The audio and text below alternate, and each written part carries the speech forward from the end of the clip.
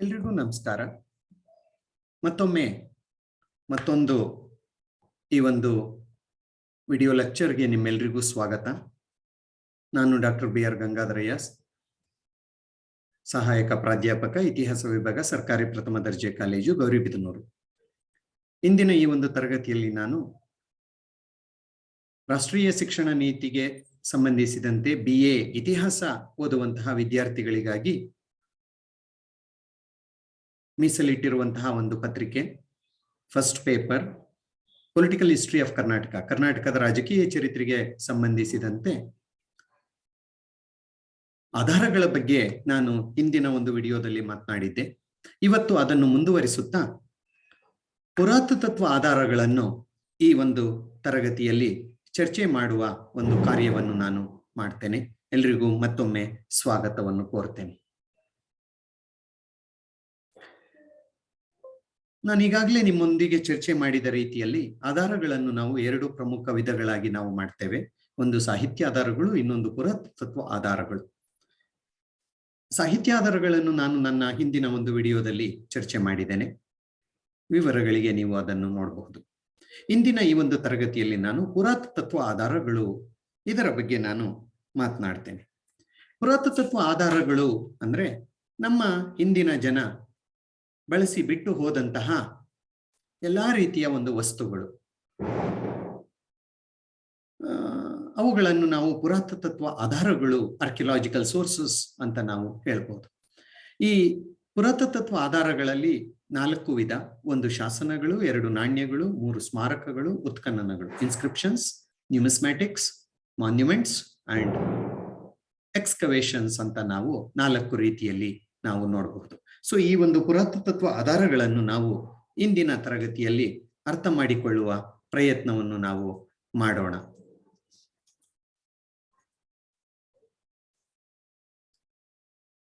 ಪುರಾತತ್ವ ಆಧಾರಗಳು ಇತಿಹಾಸ ರಚನೆಗೆ ತುಂಬಾ ಪ್ರಮುಖವಾದಂತಹ ಆಕಾರಗಳಾಗಿದ್ದಾವೆ. ಯಾವ ರೀತಿ ಸಾಹಿತ್ಯ ಆಧಾರಗಳು ನಮ್ಮ ಹಿಂದಿನ ಜನರ ರಾಜಕೀಯ, ಸಾಮಾಜಿಕ, ಆರ್ಥಿಕ, ಧಾರ್ಮಿಕ ಮತ್ತು ಆಧ್ಯಾತ್ಮಿಕ ವಿಚಾರಗಳನ್ನು ಅರ್ಥ ಮಾಡಿಕೊಳ್ಳೋಕೆ ನಮಗೆ ಆಧಾರಗಳನ್ನು ಒದಗಿಸಿಕೊಡ್ತವೆ, ಅದೇ ರೀತಿಯಲ್ಲಿ ಪುರಾತತ್ವ ಆಧಾರಗಳು ಸಹ ಅದಕ್ಕಿಂತ ಹೆಚ್ಚಿನ ಒಂದು ಪಾತ್ರವನ್ನು ವಹಿಸುತ್ತವೆ ಅಂತ ನಾವು ಹೇಳಬಹುದು. ಏಕೆಂದ್ರೆ archaeological sources are nothing but the artifacts which speaks themselves to the historian ಅಂತ ಹೇಳ್ತೀವಿ. ಅಂದ್ರೆ ಈ ಪುರಾತತ್ವ ಆಧಾರಗಳು ಇತಿಹಾಸಕಾರನಿಗೆ ನೇರವಾದ ವಿಚಾರಗಳನ್ನು, ಕಲ್ಮಶರಹಿತ ವಿಚಾರವನ್ನು ತಿಳಿಸುವ ಕೆಲಸವನ್ನು ಮಾಡ್ತವೆ ಅಂತ ನಾವು ಹೇಳ್ಬೋದು. KN ದೀಕ್ಷಿತ್ ಎನ್ನುವಂತಹ ಒಬ್ಬ ವಿದ್ವಾಂಸ ಹೇಳುವ ಪ್ರಕಾರ ಪುರಾತತ್ವ ಶೋಧನೆ, ಈ ಹಳೆಯ ಪಳೆಯುಳಿಕೆಗಳನ್ನು, ವಸ್ತುಗಳನ್ನು ಶೋಧನೆ ನಾವೇನ್ ಮಾಡ್ತೀವಿ, ಇದು ಇತಿಹಾಸದ ದಾಸಿ ಅಂತ ಹೇಳ್ತಾರೆ. Archaeology is the slave of history. ಯಾವ ತರ ಅಂದ್ರೆ ಇತಿಹಾಸದ ಗುಲಾಮ ಅಂತ ನಾವೇನ್ ಹೇಳ್ತೀವಿ, ಯಾವ ರೀತಿಯ ಗುಲಾಮ? ಇದು ಪ್ರಾಮಾಣಿಕವಾದಂತಹ ಗುಲಾಮ ಅಥವಾ ದಾಸಿ. ಹಾಗಾಗಿ ಪುರಾತತ್ವ ಆಧಾರಗಳ ಪ್ರಾಮುಖ್ಯತೆ ತುಂಬಾ ಪ್ರಮುಖವಾಗಿದೆ ಇತಿಹಾಸ ರಚನೆಯಲ್ಲಿ. ಇತಿಹಾಸದ ಆಧಾರಗಳಾಗಿ ಈ ಪುರಾತತ್ವ ಆಧಾರಗಳು ಶಾಸನಗಳು, ನಾಣ್ಯಗಳು, ಸ್ಮಾರಕಗಳು ಮತ್ತು ಭೂ ಉತ್ಖನನಗಳು ಅಂತ ನಾನು ಈಗಾಗಲೇ ಚರ್ಚೆ ಮಾಡಿದ್ದೇನೆ. ಅದರಲ್ಲಿ ನಾನು ಮೊದಲು ಶಾಸನಗಳ ಬಗ್ಗೆ ತಿಳಿಯೋಣ. ಈ ಶಾಸನಗಳು ಭಾರತದ ಇತಿಹಾಸ ರಚನೆಗೆ, ಕರ್ನಾಟಕದ ಇತಿಹಾಸ ರಚನೆಗೆ ಅದ್ಭುತವಾದಂತಹ ಆಕಾರಗಳಾಗಿದ್ದಾವೆ. ಶಾಸನಗಳ ಒಂದು ಅಧ್ಯಯನವನ್ನು ನಾವು ಶಾಸನಶಾಸ್ತ್ರ ಅಂತಾನೆ ಕರಿತೇವೆ. Epigraphy, the study of inscriptions is known as epigraphy ಅಥವಾ ಶಾಸನಶಾಸ್ತ್ರ ಅಂತ ನಾವು ಹೇಳ್ಬಹುದು. ನಮ್ಮ ಪೂರ್ವಿಕರು, ನಮ್ಮ ಹಿಂದಿನ ಎಲ್ಲಾ ರಾಜಮನೆತನಗಳು, ಆಡಳಿತಗಾರರು, ಜನರು ಯಾರಾದರೂ ಸರಿ, ಅವರು ಯಾವುದೇ ರೀತಿಯ ಬಹುದೀರ್ಘ ಕಾಲ ಬಾಳುವಂತಹ ಗಟ್ಟಿಯಾದಂತಹ ಒಂದು ವಸ್ತುಗಳ ಮೇಲೆ ಬರೆದಿರುವಂತಹ ಒಂದು ಬರವಣಿಗೆಯನ್ನೇ ನಾವು ಶಾಸನ ಅಂತ ಹೇಳ್ಬೋದು. ಸಾಮಾನ್ಯವಾಗಿ ಶಾಸನ ಅಂದ್ರೆ ರಾಜಾಜ್ಞೆ ಎನ್ನುವಂತಹ ಒಂದು ಅರ್ಥ ಬರುತ್ತೆ. ಆದ್ರೆ ಇಲ್ಲಿ ಯಾವುದೇ ರೀತಿಯ ಗಟ್ಟಿಯಾದಂತಹ ಒಂದು ವಸ್ತುಗಳ ಮೇಲೆ ಬರೆದಿರುವಂತಹ ಬರವಣಿಗೆಯನ್ನೇ ನಾವು ಶಾಸನ ಅಂತ ವಿಶಾಲವಾದಂತಹ ಒಂದು ಅರ್ಥದಲ್ಲಿ ಅರ್ಥ ಮಾಡಿಕೊಳ್ಬಹುದು.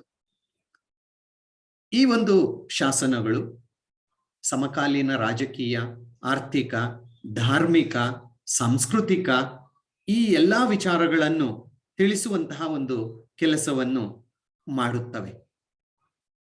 ಈ ಶಾಸನಗಳು ಅದ್ಭುತವಾದಂತಹ ಒಂದು ಆಕಾರಗಳು. ಈ ಶಾಸನಗಳು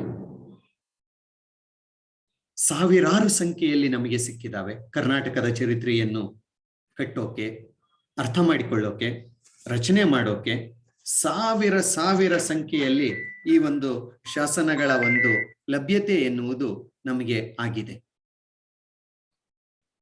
ಈ ಶಾಸನಗಳು ಹಲವಾರು ಭಾಷೆಗಳಲ್ಲಿ ನಮಗೆ ಲಭ್ಯವಾಗಿದ್ದಾವೆ. ಬ್ರಾಹ್ಮಿ, ಪ್ರಾಕೃತ, ಸಂಸ್ಕೃತ, ಕನ್ನಡ, ತಮಿಳು, ತೆಲುಗು ಮುಂತಾದ ಭಾಷೆಗಳಲ್ಲಿ ಈ ಒಂದು ಶಾಸನಗಳನ್ನು ನಾವು ಕಾಣುತ್ತೇವೆ. ಕರ್ನಾಟಕದ ರಾಜ ಮನೆತನಗಳ ಕೊಡುಗೆ ಈ ಶಾಸನಗಳಿಗೆ ಅಪಾರವಾದದ್ದು ಅಂತ ನಾವು ಹೇಳಬಹುದು. ಬಹುತೇಕ ಎಲ್ಲಾ ರಾಜಸಂತತಿಗಳೂ ಸಹ ಶಾಸನಗಳನ್ನು ಹೊರಡಿಸಿ ಸಾಕಷ್ಟು ವಿಚಾರಗಳನ್ನು ಜನರಿಗೆ ತಿಳಿಸುವ ಕೆಲಸವನ್ನು ಮಾಡಿರುತ್ತಾರೆ.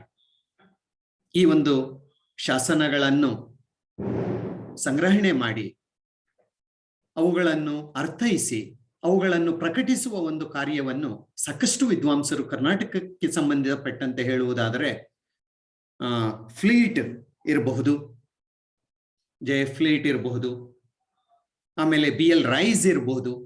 ಇವರಂತೂ ಕರ್ನಾಟಕದ ಹಳ್ಳಿಗೆ ಭೇಟಿ ನೀಡಿ ದೊರೆತಿರುವಂತಹ ಶಾಸನಗಳನ್ನು ಸಂಗ್ರಹಿಸಿ ತರ್ಜಿಮೆ ಮಾಡುವ ಕೆಲಸವನ್ನು ಮಾಡಿದ್ದಾರೆ. ಈ ಶಾಸನಗಳನ್ನು ಎಪಿಗ್ರಾಫಿಕಾ ಕರ್ನಾಟಿಕ ಅಂದ್ರೆ, ಎಪಿಗ್ರಾಫಿ ಅಂದ್ರೆ ಶಾಸನ, ಎಪಿಗ್ರಾಫಿಕಾ ಕರ್ನಾಟಿಕ ಎನ್ನುವ ಒಂದು ಕೃತಿಯಲ್ಲಿ ಸಂಗ್ರಹಣೆ ಮಾಡಿ ಪ್ರಕಟಿಸಲಾಗಿದೆ, ತರ್ಜಿಮೆ ಮಾಡಲಾಗಿದೆ. ಅವರಲ್ಲದೆ ನಮ್ಮವರೇ ಆದಂತಹ ಕೃಷ್ಣಸ್ವಾಮಿ ಅಯ್ಯಂಗಾರ್ ಇರಬಹುದು, ಆರ್ ನರಸಿಂಹಾಚಾರ್ಯ ಇರ್ಬೋದು, MH ಕೃಷ್ಣ ಇರ್ಬೋದು, ಕೃಷ್ಣಶಾಸ್ತ್ರಿ ಇರ್ಬೋದು, ಶೇಷಾದ್ರಿ ಇರಬಹುದು, ಶ್ರೀಕಂಠ ಶಾಸ್ತ್ರಿ ಇರ್ಬೋದು. ಹೀಗೆ ಪಟ್ಟಿಯೇ ದೊಡ್ಡದಾಗ್ತಾ ಹೋಗುತ್ತೆ. ಅವರೆಲ್ಲರೂ ಈ ಒಂದು ಶಾಸನಗಳನ್ನು ಸಂಗ್ರಹಿಸುವಂತಹ, ಶಾಸನಗಳನ್ನು ಪತ್ತೆ ಹಚ್ಚುವಂತಹ, ಶಾಸನಗಳಿಗಾಗಿ ಶಾಸನಗಳನ್ನು ಪ್ರಕಟಿಸುವಂತಹ ಒಂದು ಕೆಲಸ ಮಾಡುವ ನಿಟ್ಟಿನಲ್ಲಿ ಅವರು ಪ್ರಮುಖವಾದಂತಹ ಒಂದು ಪಾತ್ರವನ್ನು ವಹಿಸಿದ್ದಾರೆ ಅಂತ ನಾವು ಹೇಳ್ಬೋದು. ಸೊ ಅವರನ್ನೆಲ್ಲ ನಾವು ಇಲ್ಲಿ ಸ್ಮರಿಸುತ್ತಾ, ಪ್ರಮುಖವಾಗಿ ಶಾಸನಗಳಲ್ಲಿ ಎರಡು ವಿಧ. ಒಂದು ಶಿಲಾಶಾಸನ, ಅಂದ್ರೆ ಕಲ್ಲಿನ ಮೇಲೆ ಬರೆದಿರುವಂತಹ ಬರವಣಿಗೆ, ಅದು ಶಿಲಾಶಾಸನ, ಸ್ಟೋನ್ ಇನ್ಸ್ಕ್ರಿಪ್ಷನ್ಸ್. ಎರಡನೇದು ತಾಮ್ರ ಶಾಸನ, ಅಂದ್ರೆ ತಾಮ್ರದ ತಗಡಿನ ಮೇಲೆ ಬರೆದಿರುವ ಶಾಸನ, ಕಾಪರ್ ಇನ್ಸ್ಕ್ರಿಪ್ಷನ್ಸ್ ಅಂತ ನಾವು ಹೇಳ್ತೀವಿ. ಮುಂದೆ ನಾನು ಆ ಚಿತ್ರಗಳನ್ನು ಸಹ ನಿಮಗೆ ತೋರಿಸ್ತೇನೆ. ಅದು ತಾಮ್ರ ಶಾಸನ. ಭಾರತದಲ್ಲಿ ಮೊಟ್ಟ ಮೊದಲ ಬಾರಿಗೆ ಶಾಸನಗಳನ್ನು ಜಾರಿಗೆ ತಂದ ಕೀರ್ತಿ ಮೌರ್ಯ ಚಕ್ರವರ್ತಿ ಅಶೋಕನಿಗೆ ಸಲ್ಲುತ್ತದೆ. ಪ್ರಾಚೀನ ಭಾರತದ ಪ್ರಖ್ಯಾತ ಚಕ್ರವರ್ತಿ ಅಶೋಕ ಮೊಟ್ಟ ಮೊದಲ ಬಾರಿಗೆ ಭಾರತದಲ್ಲಿ ಶಾಸನಗಳನ್ನು ಹೊರಡಿಸುವ ಕೆಲಸವನ್ನು ಆತ ಮಾಡಿದ. ಬಂಡೆ ಶಾಸನಗಳು, ಕಿರು ಶಾಸನಗಳು, ಸ್ತಂಭ ಶಾಸನಗಳು, ಹೀಗೆ ಭಾರತಾದ್ಯಂತ ಹಲವಾರು ಶಾಸನಗಳನ್ನು ಆತ ಹೊರಡಿಸಿದ. ಇವನ ಶಾಸನಗಳು ಕರ್ನಾಟಕದಲ್ಲಿಯೂ ಸಹ ದೊರಕಿವೆ. ಇವತ್ತು ಕರ್ನಾಟಕದ ಭಾಗ ಅಂತ ನಾವೇನು ಹೇಳ್ತೀವಿ, ಅಲ್ಲಿ ಇವನ ಒಂದು ಶಾಸನಗಳು ನಮಗೆ ದೊರಕಿದ್ದಾವೆ. ಸೊ ಕರ್ನಾಟಕವೂ ಸಹ ಮೌರ್ಯ ಸಾಮ್ರಾಜ್ಯದ ಒಂದು ಭಾಗವಾಗಿತ್ತು ಅಂತ ಹೇಳೋಕೆ ಈ ಶಾಸನಗಳೇ ಪ್ರಮುಖ ಆಧಾರಗಳಾಗಿದ್ದಾವೆ. ಅಶೋಕನ ಶಾಸನಗಳು ರಾಯಚೂರು ಜಿಲ್ಲೆಯ ಮಸ್ಕಿ, ಗವಿಮಠ, ಪಾಲ್ಕಿಗೊಂಡು, ಚಿತ್ರದುರ್ಗ ಜಿಲ್ಲೆಯ ಬ್ರಹ್ಮಗಿರಿ, ಸಿದ್ದಾಪುರ, ಜಟಿಂಗರಾಮೇಶ್ವರ, ಬಳ್ಳಾರಿ ಜಿಲ್ಲೆಯ ನಿಟ್ಟೂರು ಮತ್ತು ಉದೇಗೊಳ್ಳ ಗ್ರಾಮಗಳಲ್ಲಿ ದೊರೆತಿವೆ ಮತ್ತು ಇತರೆ ಹಲವಾರು ಸ್ಥಳಗಳಲ್ಲಿ ದೊರಕಿವೆ. ನಾನು ಕೆಲವು ಪ್ರಮುಖ ಒಂದು ಶಾಸನಗಳ ಒಂದು ಮಾಹಿತಿಯನ್ನು ಮಾತ್ರ ನಿಮ್ಮ ಮುಂದೆ ಹಂಚಿಕೊಳ್ಳುವಂತಹ ಒಂದು ಕೆಲಸವನ್ನು ನಾನು ಮಾಡ್ತಾ ಇದ್ದೇನೆ. ಸೊ ಇವು ಅಶೋಕನ ಶಾಸನಗಳು. ಈ ಶಾಸನಗಳಿಂದ ಕರ್ನಾಟಕದ ಇತಿಹಾಸ ರಚನೆಗೇನು ನಮಗೆ ಬಹುದೊಡ್ಡ ಮಾಹಿತಿ ಎನ್ನುವುದೇನು ಸಿಕ್ಕೋಲ್ಲ. ಆದ್ರೆ ಮೌರ್ಯರು ಕರ್ನಾಟಕದ ಭಾಗದಲ್ಲಿ ಆಳ್ವಿಕೆಯನ್ನು ಮಾಡಿದರು. ಅಶೋಕ ತನ್ನ ಜನರಿಗೆ, ಕರ್ನಾಟಕದ ಜನರೂ ಸಹ ಆ ಕಾಲಘಟ್ಟದಲ್ಲಿ ಕ್ರಿಸ್ತಪೂರ್ವ 3ನೇ ಶತಮಾನದಲ್ಲಿ ಮೌರ್ಯ ಚಕ್ರವರ್ತಿಯ ಅಧೀನದಲ್ಲಿದ್ರು. ಅವನ ಒಂದು ಧರ್ಮದ ವಿಚಾರಗಳನ್ನು ಆತ ಶಾಸನಗಳ ಮೂಲಕ ಇಲ್ಲಿಯೂ ಸಹ ಪ್ರಕಟಗೊಳಿಸಿದ ಅನ್ನುವುದು ಮಹತ್ವದ ಒಂದು ವಿಚಾರ. ಅಲ್ಲದೆ ತುಂಬಾ ಪ್ರಮುಖವಾಗಿ ಈ ಮಸ್ಕಿ ಶಾಸನ 1915ರಲ್ಲಿ ಕಂಡುಹಿಡಿಯಲ್ಪಟ್ಟಂತಹ ಈ ಒಂದು ಮಸ್ಕಿ ಶಾಸನ ತುಂಬಾ ಪ್ರಮುಖವಾದದ್ದು.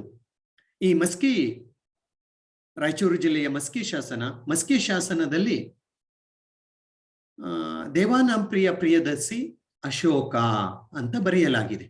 ಎಲ್ಲಾ ಶಾಸನಗಳಲ್ಲಿ ದೇವಾನಾಂಪ್ರಿಯ ಪ್ರಿಯದರ್ಶಿ ಅಂತ ಮಾತ್ರ ಇರುತ್ತೆ.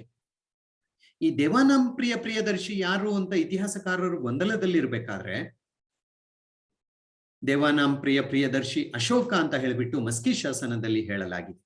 ಸೊ ಇದರಿಂದ ದೇವಾನಾಂಪ್ರಿಯ ಪ್ರಿಯದರ್ಶಿ ಬೇರೆ ಯಾರು ಅಲ್ಲ, ಅಶೋಕ ಅಂತ ಹೇಳಿಬಿಟ್ಟು ವಿದ್ವಾಂಸರಿಗೆ ಇದರಿಂದ ಮಹತ್ವದ ಒಂದು ಮಾಹಿತಿ ಎನ್ನುವುದು ನಮಗೆ ಲಭಿಸಿತು. ಸೊ ಹೀಗೆ ಈ ಒಂದು ಶಾಸನಗಳಲ್ಲಿ ಅಶೋಕ ತನ್ನ ಧರ್ಮದ ಬಗ್ಗೆ ಮಾಹಿತಿಯನ್ನು ಆತ ಕೊಡ್ತಾ ಹೋಗ್ತಾನೆ. ಅವರ ಆಡಳಿತದ ಬಗ್ಗೆ, ಆಡಳಿತದ ಅಧಿಕಾರಿಗಳ ಬಗ್ಗೆ ನಮಗೆ ಇದರಲ್ಲಿ ಮಾಹಿತಿ ಎನ್ನುವುದು ವಿಪುಲವಾಗಿ ನಮಗೆ ಸಿಗ್ತಾ ಹೋಗುತ್ತೆ. ಸೊ ಹಾಗಾಗಿ ಅಶೋಕನ ಶಾಸನಗಳು ಪ್ರಾಚೀನ ಕರ್ನಾಟಕದ ಇತಿಹಾಸ ರಚನೆಗೆ ಪ್ರಮುಖವಾದ ಆಕರಗಳಾಗಿದ್ದಾವೆ. ಅದಾದ ನಂತರ ಅಶೋಕನ ಶಾಸನಗಳು ಪ್ರಾಕೃತ, ಈ ಒಂದು ಬ್ರಾಹ್ಮಿ ಲಿಪಿಯಲ್ಲಿ ನಮಗೆ ಹೆಚ್ಚಾಗಿ ದೊರಕಿದಾವೆ. ಕ್ರಿಸ್ತಶಕ 5ನೇ ಶತಮಾನದ ಮಧ್ಯಭಾಗದಲ್ಲಿ ಹೆಚ್ಚು ಕಡಿಮೆ ಕ್ರಿಸ್ತಶಕ 450ರಲ್ಲಿ ರಚಿತವಾದಂತಹ ಹಲ್ಮಿಡಿ ಶಾಸನ, ಹಾಸನ ಜಿಲ್ಲೆಯಲ್ಲಿ ಇರುವಂತಹ ಹಲ್ಮಿಡಿ ಎನ್ನುವಂತಹ ಒಂದು ಗ್ರಾಮ, ಅಲ್ಲಿರುವಂತಹ ಈ ಒಂದು ಶಾಸನ ಹಲ್ಮಿಡಿ ಶಾಸನ, ಇದು ಕನ್ನಡದ ಪ್ರಪ್ರಥಮ ಶಾಸನ. ಕನ್ನಡ ಪದಗಳನ್ನು ಬಳಸಿಕೊಂಡಿರುವಂತಹ, ಕನ್ನಡ ಭಾಷೆಯನ್ನು ಒಳಗೊಂಡಿರುವಂತಹ ಒಂದು ಶಾಸನ. ಇದು ಒಂದು ದಾನ ಶಾಸನವಾಗಿದೆ. ಕದಂಬ ಚಕ್ರವರ್ತಿ ಕಾಕುತ್ಸವರ್ಮ ಹೊರಡಿಸಿದಂತಹ ಶಾಸನ ಇದು. ಇದು ಕಾಕುತ್ಸವರ್ಮ ಮತ್ತು ಕನ್ನಡ ಆಡಳಿತ ಭಾಷೆಯಾಗಿತ್ತು ಅಂತ ಹೇಳಿಬಿಟ್ಟು ನಮಗೆ ಇದರಿಂದ ಮಾಹಿತಿ ಎನ್ನುವುದು ನಮಗೆ ಸಿಗುತ್ತೆ. ಸೊ ಹಲ್ಮಿಡಿ ಶಾಸನ ಪ್ರಮುಖವಾದದ್ದು. ಇದಾದ ನಂತರ ಮಯೂರವರ್ಮನ ಚಂದ್ರವಳ್ಳಿ ಶಾಸನ, ಇದೇ ಕದಂಬ ಕುಲಕ್ಕೆ ಸೇರಿದಂತಹ ಮಯೂರವರ್ಮನ ಚಂದ್ರವಳ್ಳಿ ಶಾಸನ. ಮಯೂರವರ್ಮ ಅಥವಾ ಮಯೂರ ಶರ್ಮ ಸ್ಥಾಪಕ. ಸೊ ಅವನ ಈ ಒಂದು ಚಂದ್ರವಳ್ಳಿ ಶಾಸನ, ಚಿತ್ರದುರ್ಗ ಜಿಲ್ಲೆಯ ಚಂದ್ರವಳ್ಳಿ ಶಾಸನ, ಅವನ ಜಯಬೇರಿಗಳ ಬಗ್ಗೆ, ಅವನ ದಿಗ್ವಿಜಯಗಳ ಬಗ್ಗೆ, ಅವನ ಆಡಳಿತದ ಬಗ್ಗೆ ನಮಗೆ ಮಾಹಿತಿಯನ್ನು ಕೊಡುತ್ತೆ. ಅದು ಒಂದು ಪ್ರಮುಖವಾದಂತಹ ಆಕರ. ಅದೇ ರೀತಿ ಕದಂಬ ಚಕ್ರವರ್ತಿ ಶಾಂತಿವರ್ಮನ ತಾಳಗುಂದ ಶಾಸನ, ತಾಳಗುಂದ ಸ್ತಂಭ ಶಾಸನ, ಅದು ಸಹ ಕದಂಬರ ಮೂಲದ ಬಗ್ಗೆ ನಮಗೆ ಮಾಹಿತಿಯನ್ನು ಕೊಡುವ ಒಂದು ಪ್ರಮುಖ ಶಾಸನವಾಗಿ ಉಳಿದಿದೆ. ಆಮೇಲೆ ಬಾದಾಮಿ ಚಾಳುಕ್ಯರ ಅರಸನಾಗಿದ್ದಂತಹ ಮಂಗಳೇಶನ ಮಹಾಕೂಟ ಸ್ತಂಭ ಶಾಸನ, ಅದು ಬಾದಾಮಿ ಚಾಳುಕ್ಯರ ಬಗ್ಗೆ ಮಾಹಿತಿಯನ್ನು ಕೊಡುತ್ತೆ. ಆಮೇಲೆ 2ನೇ ಪುಲಿಕೇಶಿ, ಬಾದಾಮಿ ಚಾಳುಕ್ಯ ಚಕ್ರವರ್ತಿಯಾದಂತಹ 2ನೇ ಪುಲಿಕೇಶಿಯ ಆಸ್ಥಾನ ಕವಿಯಾದಂತಹ ರವಿಕೀರ್ತಿ ಎನ್ನುವನು ರಚಿಸಿದಂತಹ ಐಹೊಳೆ ಶಾಸನ, ಐಹೊಳೆಯ ಮೇಗುತಿ ದೇವಾಲಯದ ಗೋಡೆಯಲ್ಲಿರುವಂತಹ ಈ ಒಂದು ಶಾಸನ 2ನೇ ಪುಲಿಕೇಶಿಯ ದಿಗ್ವಿಜಯಗಳ ಬಗ್ಗೆ, ಸಾಧನೆಗಳ ಬಗ್ಗೆ ಇದರಲ್ಲಿ ನಮಗೆ ಅಮೂಲಾಗ್ರ ಮಾಹಿತಿ ಸಿಗುತ್ತೆ. ಐಹೊಳೆ ಪ್ರಶಸ್ತಿ ಅಂತಾನೆ ಇದನ್ನು ಕರೆಯಲಾಗಿದೆ. ಹಾಗಾಗಿ ಈ ಒಂದು ಶಾಸನ ತುಂಬಾ ಪ್ರಮುಖವಾದದ್ದು ಅಂತ ನಾವು ಹೇಳಬಹುದು. ಯಾವುದು? ಐಹೊಳೆ ಶಾಸನ.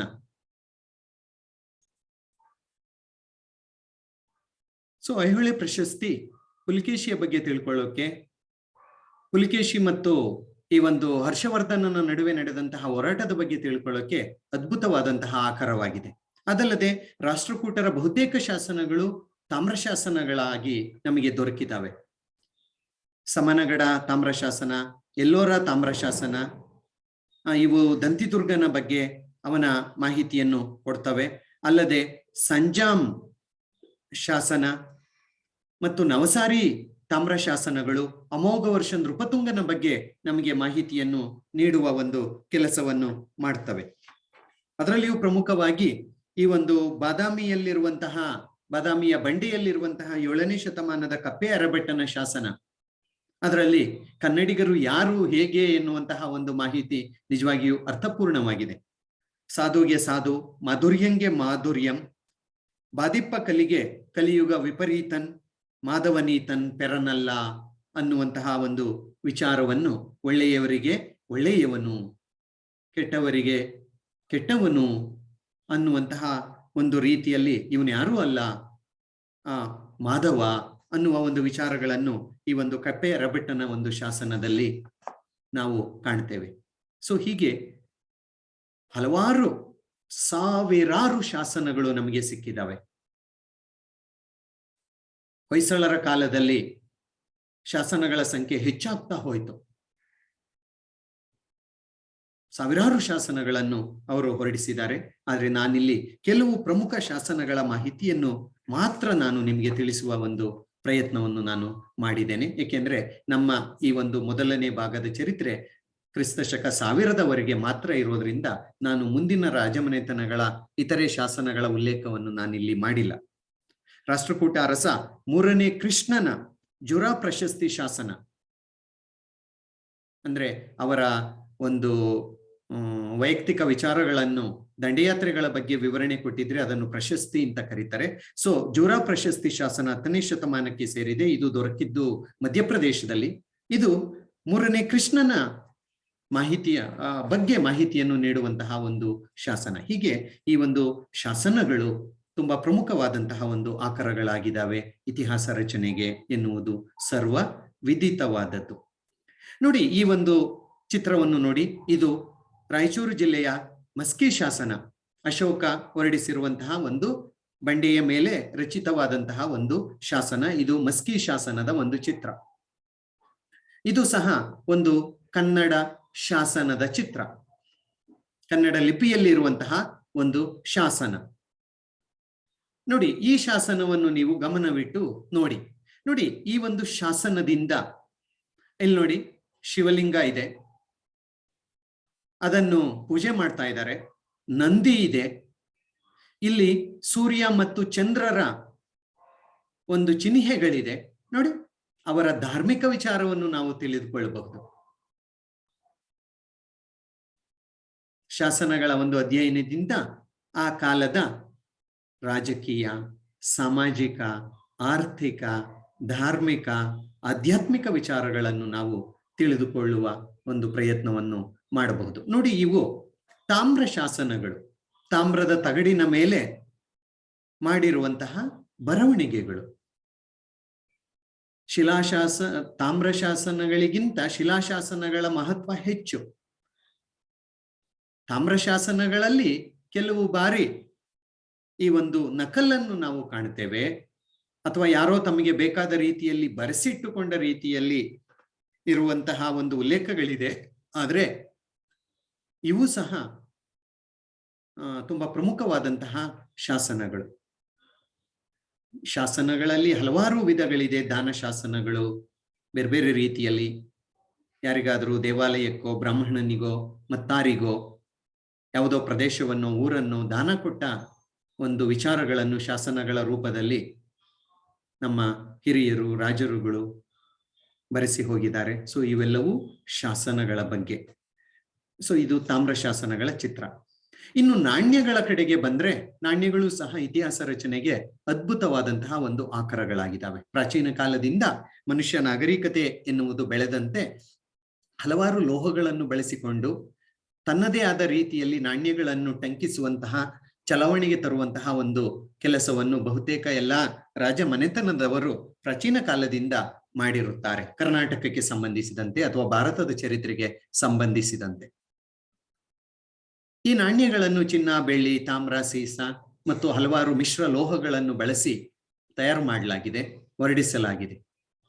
ಈ ನಾಣ್ಯಗಳ ಅಧ್ಯಯನವನ್ನು ನ್ಯೂಮಿಸ್ಮ್ಯಾಟಿಕ್ಸ್ ಅಂತ ಕರಿತೇವೆ, ನಾಣ್ಯಶಾಸ್ತ್ರ ಅಂತ ನಾವು ಕರಿತೇವೆ.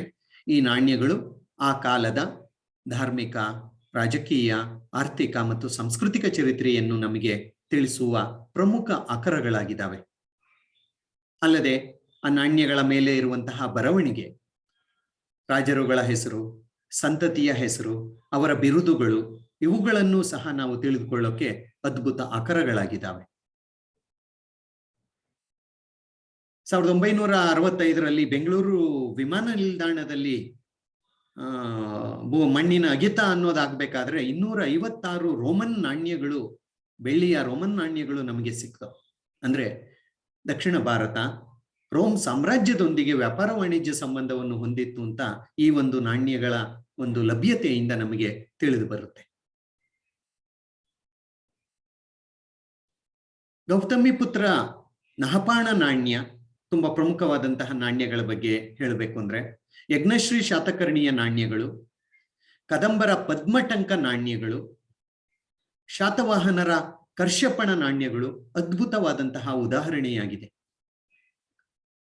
ಬಾದಾಮಿ ಚಾಳುಕ್ಯರು ಈ ನಾಣ್ಯಗಳನ್ನು ವರಾಹ, ಸುವರ್ಣ, ಗಡ್ಯಾಣ, ಧಾರಣ, ಫಣ, ವೀಸ ಮುಂತಾದ ಹೆಸರಿನಲ್ಲಿ ಕರೆಯಲಾಗ್ತಾ ಇತ್ತು. ಈ ಒಂದು ನಾಣ್ಯಗಳನ್ನು ಜಾರಿಗೆ ತಂದು ಅವರು ಚಲಾವಣೆಯನ್ನು ಮಾಡಿದರು. ಅಲ್ಲದೆ ಈ ಬಾದಾಮಿ ಚಾಳುಕ್ಯರ ನಾಣ್ಯಗಳಲ್ಲಿ ಕನ್ನಡ ಬರಹ ಮತ್ತು ಅವರ ಲಾಂಛನ ವರಾಹ ಚಿಹ್ನೆಯನ್ನು ನಾವು ಕಾಣ್ತೇವೆ. ಸಿಂಹದ ಮುದ್ರೆಗಳನ್ನು ಸಹ ನಾವು ಕಾಣುತ್ತೇವೆ. ಹಾಗಾಗಿ ಈ ನಾಣ್ಯಗಳು ಇತಿಹಾಸ ರಚನೆಗೆ ಅದ್ಭುತವಾದಂತಹ ಆಕಾರಗಳು ಅಂತ ನಾವು ಹೇಳ್ಬೋದು. ಇಲ್ಲಿ ನೋಡಿ, ಇದು ಒಂದು ತಾಮ್ರದ ನಾಣ್ಯ. ಓಕೆ, ಇದು ಚಿನ್ನದ ನಾಣ್ಯ. ಇಲ್ಲಿ ನೋಡಿ, ನಾಣ್ಯಗಳ ಒಂದು ಮುಖದಲ್ಲಿ ಬರವಣಿಗೆ ಇರುತ್ತೆ, ಇನ್ನೊಂದು ಮುಖದಲ್ಲಿ ದೇವತೆಗಳ ಚಿತ್ರ ಇರುತ್ತೆ, ಅಥವಾ ರಾಜರುಗಳ ಭಾವಚಿತ್ರ ಎನ್ನುವುದು ಇರುತ್ತೆ. ಸೊ ಆ ಒಂದು ನಾಣ್ಯಗಳ ಅಧ್ಯಯನ ಆ ಕಾಲದ ಆರ್ಥಿಕ, ಸಾಮಾಜಿಕ, ರಾಜಕೀಯ, ಧಾರ್ಮಿಕ ವಿಚಾರವನ್ನು ಅರಿಯೋಕೆ ನಮಗೆ ಅದ್ಭುತ ಆಕಾರಗಳಾಗ್ತವೆ. ಅಲ್ಲದೆ ಪುರಾತತ್ವ ಆಧಾರಗಳಲ್ಲಿ ಮೂರನೆಯ ಒಂದು ಭಾಗ ಸ್ಮಾರಕಗಳು. ಸ್ಮಾರಕಗಳು ನಮ್ಮ ಪ್ರಾಚೀನ ಸಂಸ್ಕೃತಿಯ ಸಂಕೇತಗಳು ಅಂತ ನಾವು ಹೇಳ್ಬೋದು. ನಮ್ಮನ್ನು ಆಳಿದಂತಹ ಜನರು ಮತ್ತು ಇತರರು ಈ ಸ್ಮಾರಕಗಳ ನಿರ್ಮಾಣವನ್ನು ಮಾಡಿ ಬಿಟ್ಟು ಹೋಗಿದ್ದಾರೆ. ಪ್ರಮುಖವಾಗಿ ಕೋಟೆ ಕೊತ್ತಲಗಳು, ಸಾವಿರಾರು ಸಂಖ್ಯೆಯ ದೇವಾಲಯಗಳು, ಬಸದಿಗಳು, ಅರಮನೆಗಳು, ಸ್ತೂಪಗಳು, ಚೈತ್ಯಗಳು ಮುಂತಾದವುಗಳನ್ನು, ಗುಹಾಂತರ ದೇವಾಲಯಗಳಿರಬಹುದು, ಗುಹೆಗಳಿರ್ಬೋದು, ಅವುಗಳನ್ನು ಅವರು ರಚಿಸಿ ಬಿಟ್ಟು ಹೋಗಿದ್ದಾರೆ. ಇವುಗಳ ಒಂದು ಅಧ್ಯಯನವೂ ಸಹ ಆ ಜನರನ್ನು ಅರ್ಥ ಮಾಡಿಕೊಳ್ಳೋಕೆ ನಮಗೆ ಸಾಧ್ಯವಾಗುತ್ತೆ, ಆ ಸಂಸ್ಕೃತಿಯನ್ನು ಅರ್ಥ ಮಾಡಿಕೊಳ್ಳೋಕೆ ನಮಗೆ ಸಾಧ್ಯವಾಗುತ್ತೆ. ಯಾಕೆಂದ್ರೆ ಈ ಸ್ಮಾರಕಗಳು ಇಂದಿಗೂ ಸಹ ನಮ್ಮ ಮುಂದೆ ನಿಂತಿರುವಂತಹ ಪಳೆಯುಳಿಕೆಗಳು, ಆ ಜನರ ಸಂಸ್ಕೃತಿಯನ್ನು ಹೇಳುವಂತಹ ಪಳೆಯುಳಿಕೆಗಳಾಗಿ ನಮ್ಮ ಮುಂದೆ ನಿಂತಿವೆ. ಕರ್ನಾಟಕ ಪ್ರಾಚೀನ ಕಾಲದಿಂದಲೂ ಸಹ ಕಲೆ ಮತ್ತು ವಾಸ್ತುಶಿಲ್ಪದ ಒಂದು ತವರೂರಾಗಿದೆ. ಬಾದಾಮಿ, ಐಹೊಳೆ, ಪಟ್ಟದಕಲ್ಲು, ಬೇಲೂರು, ಹಳೇಬೀಡು, ಸೋಮನಾಥಪುರ, ಶ್ರವಣಬೆಳಗೊಳ, ಬನವಾಸಿ ಮುಂತಾದ ಕಡೆ ನಾವು ಹಲವಾರು ಸ್ಮಾರಕಗಳನ್ನು ನಾವು ಕಾಣುತ್ತೇವೆ. ಇನ್ನು ವಿಜಯನಗರ ಕಾಲಕ್ಕೆ ಬಂದ್ರೆ ಹಂಪಿ ಒಂದು ರೀತಿಯ ಬಯಲು ವಸ್ತು ಸಂಗ್ರಹಾಲಯದಂತೆಯೇ ಇದೆ. ನೂರಾರು ದೇವಾಲಯಗಳು ಮತ್ತು ಇತರೆ ಕಟ್ಟಡಗಳನ್ನು ನಾವು ಕಾಣ್ತೇವೆ. ಅಜಂತ ಎಲ್ಲೋರಾದಲ್ಲಿರುವಂತಹ ಗುಹಾಲಯಗಳು, ಅಲ್ಲಿರುವಂತಹ ಒಂದು ಚಿತ್ರಕಲೆ ಕರ್ನಾಟಕದ ಇತಿಹಾಸ ರಚನೆಗೆ ಆಕರವಾಗಿದೆ. ಅದರಲ್ಲಿಯೂ ಶಾತವಾಹನರು, ಈ ಒಂದು ಶಾತವಾಹನ ಅರಸರು ಹಲವೆಡೆ ಕಾರ್ಲೆ, ನಾಸಿಕ್, ಭಾಜಾ ಮುಂತಾದ ಕಡೆ ಈ ಒಂದು ಗುಹಾಂತರ ದೇವಾಲಯಗಳನ್ನು ರಚನೆ ಮಾಡಿದ್ದಾರೆ. ಅವುಗಳು ಅವರ ಕಲಾ ಹಿರಿಮೆಯನ್ನು ತಿಳಿದುಕೊಳ್ಳೋಕೆ, ಅವರ ತಂತ್ರಜ್ಞಾನವನ್ನು ತಿಳಿದುಕೊಳ್ಳೋಕೆ, ಎಲ್ಲೋರಾದ ಕೈಲಾಸನಾಥ ದೇವಾಲಯ, 3ನೇ ಕೃಷ್ಣನಿಂದ ರಚಿತವಾದಂತಹ ಕೈಲಾಸನಾಥ ದೇವಾಲಯ, ಆ ಬಂಡೆಯನ್ನೇ ದೇವಾಲಯದ ಒಂದು ರೂಪವನ್ನು ನೀಡಲಾಗಿದೆ. ನೋಡಿ ಎಷ್ಟು ಅದ್ಭುತವಾಗಿ ಆ ಒಂದು ದೇವಾಲಯವನ್ನು ಕೆತ್ತಲಾಗಿದೆ, ರಚಿಸಲಾಗಿದೆ. ಬಾಂಬೆಯ ಎಲಿಫೆಂಟಾ ಹತ್ರ ಇರುವಂತಹ ಎಲಿಫೆಂಟಾ ಗುಹೆಗಳು, ರಾಷ್ಟ್ರಕೂಟರ ಕಾಲದ ಗುಹಾಲಯಗಳು, ಅಲ್ಲಿರುವಂತಹ ವಿರಾಟ್ ಶಿಲ್ಪಗಳು ಆ ಕಾಲದ ಜನಜೀವನವನ್ನು ತಿಳಿದುಕೊಳ್ಳೋಕೆ, ಧಾರ್ಮಿಕ ವಿಚಾರಗಳನ್ನು ತಿಳ್ಕೊಳ್ಳೋಕೆ ನಮಗೆ ಪ್ರಮುಖವಾದಂತಹ ಒಂದು ಆಕರಗಳಾಗಿದ್ದಾವೆ ಅಂತ ನಾವು ಹೇಳಬಹುದು. ಬಾದಾಮಿ ಚಾಳುಕ್ಯರ ಬಾದಾಮಿ, ಐಹೊಳೆ, ಪಟ್ಟದಕಲ್ಲು ಅಲ್ಲದೆ ಮಹಾಕೂಟದ ಒಂದು ದೇವಾಲಯಗಳು, ಇವು ಪ್ರಮುಖವಾದಂತಹ ಸ್ಮಾರಕಗಳ ಪಟ್ಟಿಗೆ ನಮಗೆ ಸೇರುತ್ತೆ. ಪಟ್ಟದಕಲ್ಲು ವಿಶ್ವ ಪರಂಪರೆ ತಾಣದಲ್ಲಿರುವಂತಹ ಕರ್ನಾಟಕದ ಒಂದು ಪ್ರಮುಖ ಕೇಂದ್ರ. ಪಟ್ಟದಕಲ್ಲಿನ ದೇವಾಲಯಗಳು ಅಲ್ಲದೆ ಗಂಗರ ಒಂದು ಕೊಡುಗೆ ಈ ಒಂದು ಸ್ಮಾರಕಗಳ ರಚನೆಯಲ್ಲಿ ಅದ್ಭುತವಾದದ್ದು. ಶ್ರವಣಬೆಳಗೊಳದಲ್ಲಿ ಜೈನ ಬಸದಿಗಳು ಅವೆಲ್ಲವೂ ಇದ್ದಾವೆ.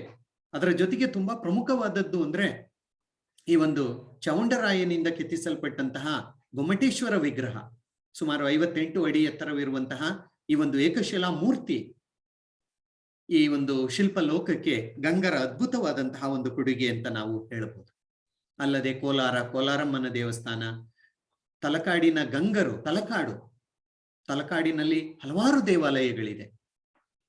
ಆ ಒಂದು ದೇವಾಲಯಗಳು ಆ ಕಾಲದ ಧಾರ್ಮಿಕ ಸ್ಥಿತಿಗತಿಯನ್ನು ತಿಳ್ಕೊಳ್ಳೋಕೆ ನಮಗೆ ಅದ್ಭುತ ಆಕರವಾಗಿದೆ.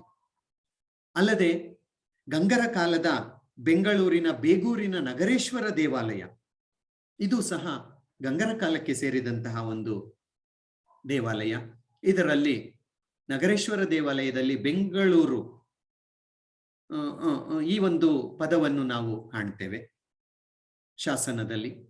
ಮತ್ತು ನಂದಿಯ ಭೋಗನಂದೀಶ್ವರ ದೇವಾಲಯ, ಅದು ಹಲವಾರು ರಾಜಸಂತತಿಗಳ ಕಾಲಘಟ್ಟದಲ್ಲಿ ಅದನ್ನು ವಿಸ್ತರಿಸಲಾಯಿತು. ಸೊ ಹೀಗೆ ಈ ಸ್ಮಾರಕಗಳು, ದೇವಾಲಯಗಳು, ಕೋಟೆಗಳು, ಕೊತ್ತಲಗಳು, ಅರಮನೆಗಳು, ಸ್ತೂಪಗಳು, ಚೈತ್ಯಗಳು, ವಿಹಾರಗಳು ಅಂದಿನ ಜನರ ಸ್ಥಿತಿಗತಿಯನ್ನು ತಿಳಿಯಲು ನಮಗೆ ಅದ್ಭುತ ಆಕರಗಳಾಗಿದ್ದಾವೆ ಅಂತ ನಾವು ಹೇಳಬಹುದು. ಕೊನೆಯದಾಗಿ ಉತ್ಖನನಗಳು. ಏನು ನಮ್ಮ ಒಂದು ಸಂಸ್ಕೃತಿ, ನಾಗರಿಕತೆ ಎನ್ನುವುದು ಏನು ಸಾವಿರಾರು ವರ್ಷಗಳಿಂದ ಇತ್ತು, ನಡೆದು ಬಂದಿತ್ತು, ಅದು ಹಲವಾರು ಕಾರಣಗಳಿಂದ ಮಣ್ಣಿನಲ್ಲಿ ಹಲವೆಡೆ ಹುದುಗಿ ಹೋಗಿರುತ್ತೆ. ಆ ರೀತಿ ಭೂಮಿಯಲ್ಲಿ ಹುದುಗಿ ಹೋಗಿರುವ ಅವಶೇಷಗಳನ್ನು ವೈಜ್ಞಾನಿಕವಾಗಿ ಮೇಲೆತ್ತುವ ಕೆಲಸವನ್ನು ಮಾಡುವುದನ್ನೇ ನಾವು ಉತ್ಖನನ ಅಂತ ಕರಿತೀವಿ. Scientific digging of the land ಅಂತ ಹೇಳ್ಬೋದು. ಅದನ್ನೇ ಉತ್ಖನನ ಅಥವಾ ಎಕ್ಸ್ಕವೇಷನ್ ಅಂತ ಹೇಳ್ತೀವಿ. ಕರ್ನಾಟಕದ ಪ್ರಾಗೈತಿಹಾಸಿಕ ಚರಿತ್ರೆಯನ್ನು ತಿಳ್ಕೊಳ್ಳೋಕೆ ನಮಗೆ ಹಲವೆಡೆ ನಮಗೆ ಈ ಒಂದು ಆಧಾರಗಳು ಲಭ್ಯವಾಗಿದ್ದಾವೆ.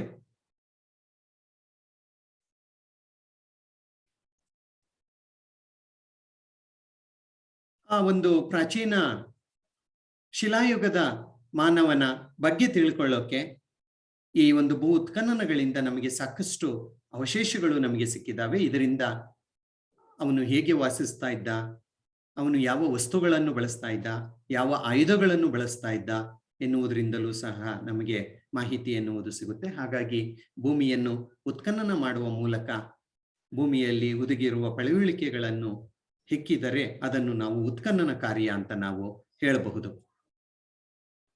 ನೋಡಿ, ಈ ಒಂದು ಚಿತ್ರ ಆ ಉತ್ಖನನ ಕಾರ್ಯವನ್ನು ಹೇಗೆ ಮಾಡ್ತಾರೆ ಅನ್ನುವುದನ್ನು ತೋರಿಸುವಂತಹ ಒಂದು ಚಿತ್ರವಾಗಿದೆ. ಇಲ್ಲಿಯವರೆಗೆ ನಾನು ಪುರಾತತ್ವ ಆಧಾರಗಳು ಮತ್ತು ಅವುಗಳ ಮಹತ್ವ ಮತ್ತು ಪ್ರಮುಖ ಪುರಾತತ್ವ ಆಕರಗಳನ್ನು ನಿಮ್ಮ ಮುಂದೆ ಚರ್ಚಿಸುವ ಪ್ರಯತ್ನವನ್ನು ಮಾಡಿರುತ್ತೇನೆ. ಧನ್ಯವಾದಗಳು.